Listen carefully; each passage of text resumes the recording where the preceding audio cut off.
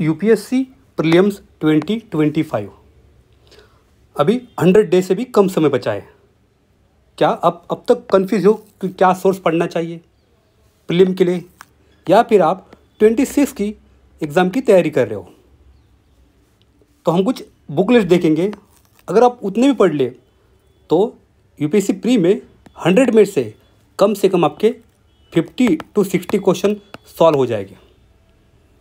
Last video में हमने art and culture के बुक लिस्ट देखी थी। आज हम देखेंगे हिस्ट्री की बुक लिस्ट। ये मेरी 23 की मार्कशीट है, जहाँ पे यूपीएससी का सबसे टफ पेपर था प्रीलिम का। जीएस का कट ऑफ जनरल का था 75, मुझे आए थे 94 नंबर। ज़्यादा लिमिटेड सोर्स लेके मैंने पढ़ाई की थी। तब 24 का प्रीलिम 23 से काफ़ी सिंपल था। मेरे मार्क इंक्रीज हो गए थे 120। इसको मैंने 2-3 आंसर की से भी चेक करके देखा। जहाँ पे मुझे सीसैट में 51 आए थे, अब थोड़ी स्ट्रैटेजी चेंज करके मैंने 24 की प्रीलिम में 90 नंबर लाए थे। हो सके मेरे मार्क्स ऊपर नीचे हो जाए, कोई इशू नहीं। 24 का मेंस मैंने दिया था, लेकिन बैड लक मेरा इंटरव्यू नहीं हो पाया। हम देखेंगे आज हिस्ट्री की बुक लिस्ट। अगर आपका ऑप्शनल हिस्ट्री है तो डेफिनेटली आपको बेनिफिट हो जाएगा, अगर नहीं है तो तब भी थोड़ा बेनिफिट होगा। हिस्ट्री के 3 पार्ट आते हैं, एनिशियंट, मेडिवल एंड मॉडर्न। और एनिशियंट एंड मेडिवल बन जाता है indirectly culture. Art and culture question यहाँ से भी इनडायरेक्टली कवर हो जाते हैं। हम देखेंगे एनिशियंट की बुक्स।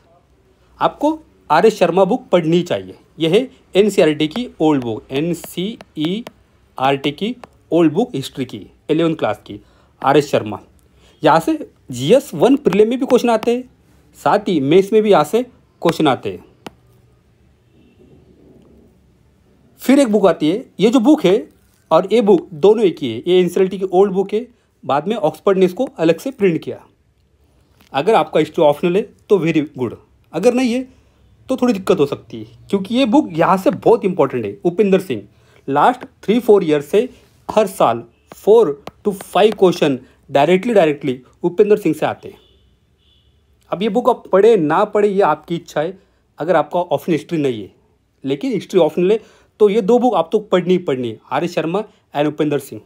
उपेंद्र सिंह से सारे मैप कवर हो जाते हैं, कल्चर की पॉइंट कवर होते हैं, एनर्जी हिस्ट्री कवर हो जाती है। और ये कवर करती है 12th सेंचुरी तक, फ्रॉम स्टोन एज से 12th सेंचुरी तक। या फिर आपको अगर ऑप्शनल हिस्ट्री नहीं है तो आप किसी की नोट्स या किसी कोचिंग का जो इसकी उन्होंने समरी बनाई है वो पढ़ सकते हैं। लेकिन उपेंद्र सिंह की बुक आपको पढ़नी चाहिए। हो सके पूरी पढ़े या हो सके उसकी कोई शॉर्ट नोट पढ़े। अगर आपने 2 सोर्स कर ले तो जितने भी कल्चर के एंशिएंट इंडिया के क्वेश्चन आएंगे हिस्ट्री के, आपके यही से बनेंगे। अब आते हैं मेडिवल पे। मेडिवल के लिए एक ही किताब पढ़नी है, वो है सतीश चंद्रा की। ये एनसीईआरटी ओल्ड किताब है, और ये एनसीईआरटी की किताब है जो ओल्ड आती थी। अभी उसको प्रिंट करता है ओरिएंट ब्लैक स्वैन। यहाँ से हो सके 1 या 2 क्वेश्चन बनता है, या फिर बनता भी नहीं है।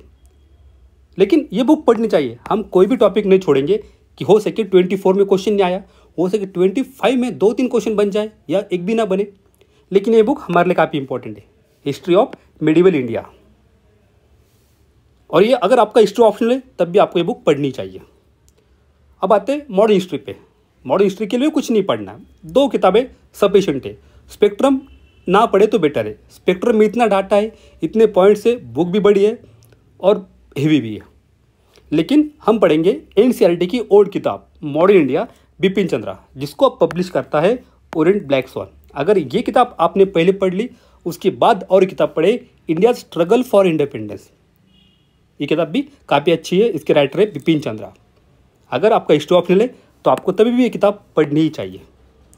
मोस्टली क्वेश्चन यही से कर होते हैं। हिस्ट्री के क्वेश्चन काफ़ी टफ नहीं होते, काफ़ी सिंपल होते हैं। बस हमारा सोर्स लिमिटेड होना चाहिए एंड परफेक्ट होना चाहिए। स्पेक्ट्रम पढ़ेंगे या कोई अदर किताब पढ़ेंगे तो वो इतनी काम की नहीं होंगी। लेकिन हिस्ट्री के क्वेश्चन 23-24 में कम आए थे, हो सके 25 में ज़्यादा हो जाए।